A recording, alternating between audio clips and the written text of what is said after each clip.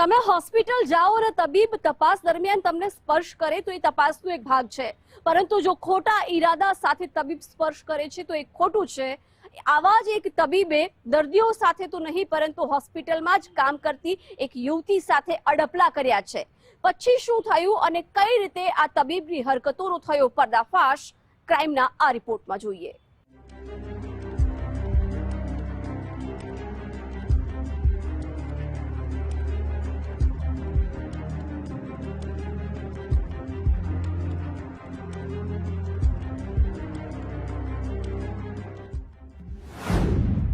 હોસ્પિટલમાં ડોક્ટરે કરી યુવતીની છેડતી। પ્રતિક માવાણી દ્વારા એમણે જ કર્યું છે। એમની એચએસજીની નળીની તપાસ આવી હતી અને એમણે મારી સાથે આમ વાતો મારી પર્સનલ લાઈફ ઉપર કોમેન્ટ કરી છે અને મારા પર્સનલ લાઈફ ઉપર મને એવી રીતે ટોર્ચર કર્યું, તું મેરેજ ના કરતી, તું એવું ના કરતી, એમ એવી રીતે।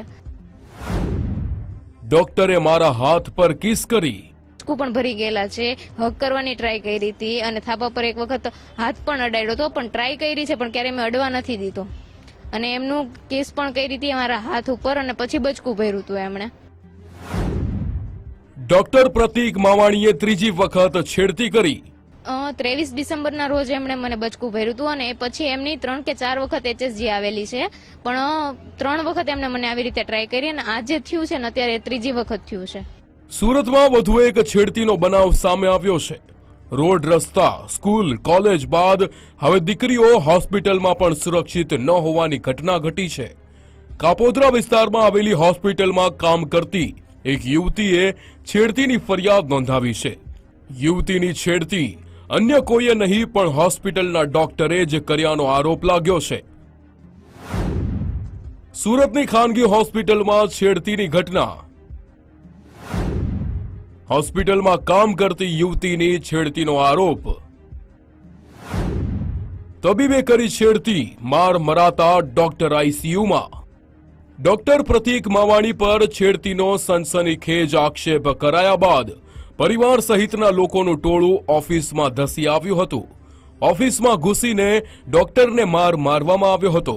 આ ઘટના સીસીટીવી કેમેરામાં કેદ થઈ હતી। તેમાં જોવા મળી રહ્યું છે તેમ છેડતીની વાત સાંભળી રોષે ભરાયેલા લોકો ડોક્ટર સાથે મારપીટ કરે છે। આ દરમિયાન હોસ્પિટલમાં કામ કરતા અન્ય કર્મચારી દ્વારા તેઓને રોકવામાં આવે છે, પરંતુ લોકો એટલી હદે ગુસ્સામાં હોય છે કે ડોક્ટરને આડેધડ માર મારે છે, જેમાં ડોક્ટરને માથાના ભાગે ગંભીર ઈજા થાય છે। તેથી તેમને તાત્કાલિક આઈસીયુમાં દાખલ કરવામાં આવે છે। वुमेन्स हॉस्पिटल में डॉक्टर प्रतीक मवानी जो गायनिकोलॉजिस्ट हैं उनके खिलाफ एक छेड़ती का गुना रजिस्टर हुआ है। इसमें धारा बीएनएस की 74 और 75(2) के तहत दर्ज किया गया है। छेड़ती का आरोप लगा है और इस मामले की तपास जारी है। हमने स्टेटमेंट रिकॉर्ड किया है और अभी हम बाकी सीसीटीवी फुटेज और बाकी शाहिद के बिहाफ पे हम स्टेटमेंट रिकॉर्ड करके आगे इन्वेस्टिगेशन कर रहे हैं। ડોક્ટર પ્રતિક માવાણી વિરુદ્ધ છેડતીનો ગુનો દાખલ। મારા ખભા પર માથું મૂકી પૂછ્યું, તું મેરિડ છે કે નહીં? યુવતીએ કહ્યું। કતારગામ વિસ્તારમાં રહેતી 20 વર્ષીય યુવતી કાપોદ્રા વિસ્તારમાં આવેલા એક્સરે અને સોનોગ્રાફીમાં કામ કરે છે। સરથાણા વિસ્તારમાં ફ્લોરલ વુમન હોસ્પિટલના ગાયનેકોલોજીસ્ટ ડોક્ટર પ્રતિક માવાણી દર્દીઓની તપાસ કરતા હોય છે।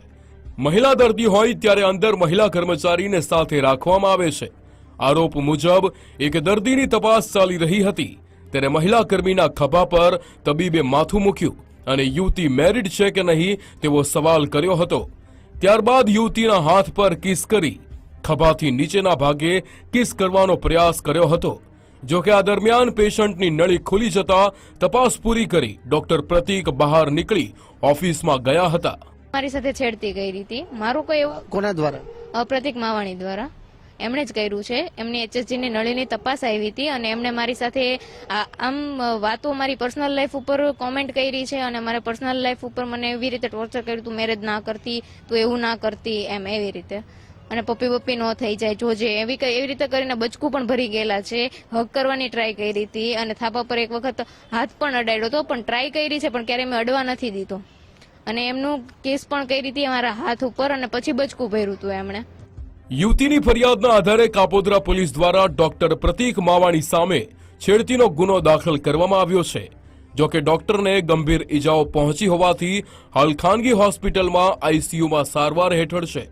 જ્યારે કાપોદ્રા પોલીસ દ્વારા આ મામલે સીસીટીવી સહિતના પુરાવાઓ આધારે વધુ તપાસ કરવામાં આવી છે. પરંતુ આ ઘટનાને લઈ યુવતીઓ અને મહિલાઓની સુરક્ષાને લઈ અનેક સવાલ ઊભા થાય છે. રાકેશ બ્રહ્મભટ્ટ, ગુજરાત ફર્સ્ટ, સુરત.